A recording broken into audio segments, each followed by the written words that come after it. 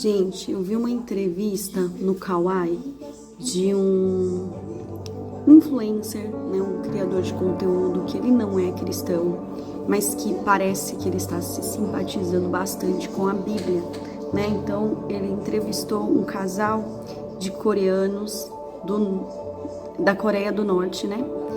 Que fala que lá não pode ler a Bíblia. Olha só, gente, o privilégio que nós temos de ter esse livro, né?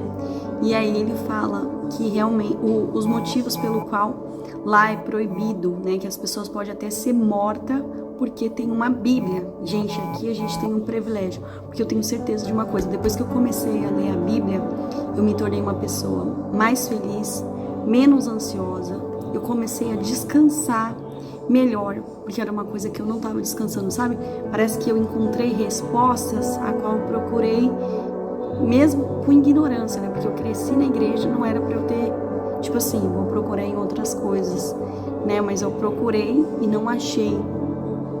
E depois que eu comecei a ler de novo a Bíblia, eu realmente percebi que não tem para onde fugir, sabe? Realmente isso aqui é uma resposta. Contos de fadas. Eu já vi cada comentário, gente, assim, falando sobre a Bíblia. E, assim, lamento muito por essas pessoas ainda estarem de olhos fechados. Mas você quer radicalizar tudo? Você quer que todo mundo seja igual a você ou seja igual aos cristãos? É difícil, gente, porque quando a gente cresce na igreja, principalmente quando a gente é filho de cristão, a gente é atacado desde criança, a gente já ouve falar essas coisas. Então, filho de crente passa a luta na escola também, gente. Porque as pessoas sempre falam: você não é louca, né? Você é cristão, é tudo louco, entendeu? Então, essas frases eu já ouvia desde criança e tipo assim, eu não entendia, né? Porque eu confiava naquilo que eu cresci. Mas depois, quando você cresce e você percebe que você está inserido num mundo separado, que as pessoas não vão dar a mínima para você porque você é crente, aí você começa a querer pertencer a grupos, a outras pessoas. E eu sei que isso vem através muitas vezes de novela, de filmes, e aí você começa a querer ser parte de outros grupos, né? Você quer sair ali no meio cristão. Até porque quando você começa a enxergar gente errada dentro da igreja, aí que é complicado, né? Parece que o mundo, ele quer nos comprar, entendeu? E aí a gente começa a querer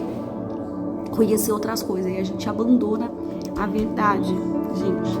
Não vale a pena abandonar a verdade por conta dessas coisas, gente. Eu vi a Cassiane falando, né, que Deus poupou ela, que ela não se desviou, porque realmente tem gente que sai, vai lá adquirir experiência. No meu caso, eu saí da igreja, adquiri experiência. Para algumas pessoas, nossa, vai ser bacana ouvir, mas eu só vim com uma verdade de que tudo que está escrito na Bíblia é real, entendeu? Então, tipo assim, aquele que está de pé, cuidado para que não caia.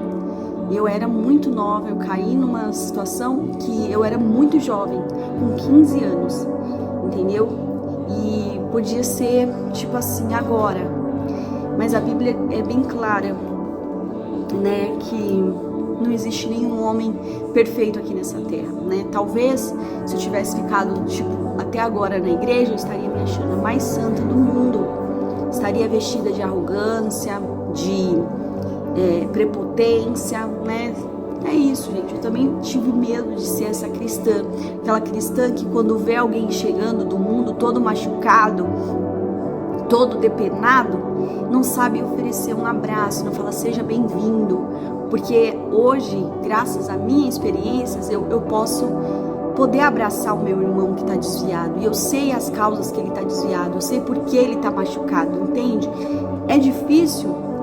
Mas só que Deus, às vezes, ele precisa preparar algumas pessoas também, porque tem gente que tá lá dentro e não tem esse amor, porque ela não entende, entendeu? E assim, às vezes isso pode fazer a gente pensar que a gente é mais santo do que aquele que se desviou. Só que não, gente, a gente pode estar dentro da igreja e fazendo muita coisa errada. Foi uma coisa que eu não me permiti. Eu pensei assim, se for pra mim fazer coisa errada, eu não quero. entendeu? Então eu já logo saí, né? Essa era a minha maturidade com 15 anos, com 15, 16. É claro que outras coisas ajudaram, favoreceram eu sair da igreja, mas depois eu não consegui ter firmeza, porque por causa que a minha igreja era super religiosa, por causa que eu tinha dúvidas sobre a questão de cultura, sobre costumes e tal, e enfim, eu tinha que aprender alguma coisa, tirar minhas dúvidas, e fora que também a minha rotina, os empregos que eu tinha não me favoreciam, não me ajudavam, eu chegava cansada ou chegava muito tarde, aí a minha fé foi esfriando. E aí a gente sabe que Jesus pode voltar pra gente a qualquer momento, essa aqui é a verdade. E eu passei por situações que eu pensei que eu ia morrer, entendeu? Então eu pensei, Senhor, eu quero ter a oportunidade de te servir, de estar na sua presença, entendeu? Porque pra mim é lindo ver um cristão com a Bíblia na mão, com alguém adorando, e eu pensei que eu nunca mais ia conseguir adorar, porque assim, eu sempre fui uma pessoa de ter oportunidade na igreja, de cantar, mas de me entregar, mas às vezes eu olhava algumas pessoas olhando assim pra mim e eu me sentia um pouco intimidada com essas pessoas, sabe? De elas, sei lá, tá querendo ser demais, entendeu? E aí eu ficava constrangida com essas coisas, e aí eu pensei, eu nunca mais vou conseguir adorar a Deus como eu adorava antes, por causa desse constrangimento, por causa dessas pessoas que me olhavam, sei lá, de alguma forma torta, sabe? Então, hoje, eu acredito que eu pedi pra Deus, Senhor, me faça um adorador de verdade, um adorador que não tenha medo de levantar sua mão, que não tenha medo de cantar, sabe? Porque de repente eu tinha um problema assim com a minha voz, porque minha voz é um pouco aguda, sei lá, é um tom que, sei lá, eu preciso, não é gritar, mas é um canto de uma forma alta que parece que eu tô querendo chamar a atenção de todo mundo, entendeu? E aí, quer dizer, ou seja, eu tenho que me diminuir, como a Bíblia diz, né? Negar a si mesmo, pra você não querer parecer que você é melhor do que os outros, entendeu? Não querer humilhar os outros, sei lá, querendo ser a melhor de todas. Então tinha muito isso, sabe? Você quer ser a melhor e tal. Mas como eu falei pra vocês, na minha adolescência eu treinei muito. Eu fiz aula de canto e treinava muito a minha voz e a minha dicção, porque eu sempre gostei de fazer isso pra Deus, sabe? Cantar, louvar, engrandecer o nome dele. Mas algumas pessoas interpretaram isso como alguém que se acha, alguém que se sente. E eu não soube lidar com isso, gente. Afinal, eu sou uma menina, entendeu? E às vezes algumas questões... Eu era uma menina, né?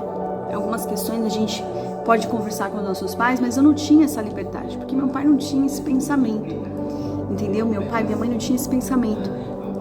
Mas enfim, gente, é isso. Eu acredito que Deus, ele tem trabalhado no meu coração, e a obra que começou é Ele, e Ele é fiel para cumprir, tá bom? E é isso, gente. Esse é um pouquinho do meu testemunho que eu conto no Kawaii, que eu conto lá no YouTube, que eu completo lá sem interrupção, dá pra gente conversar bastante tempo, entendeu? Se vocês quiserem eu faço uma live. E também eu já contei em alguns vídeos meus, tá em pedaços, são muitas histórias mesmo, que eu tenho certeza que vai enriquecer a vida de vocês, tá? Muitos milagres de Deus que eu pude, como é que fala? Sentir, que eu pude receber, enfim, porque Deus é Deus.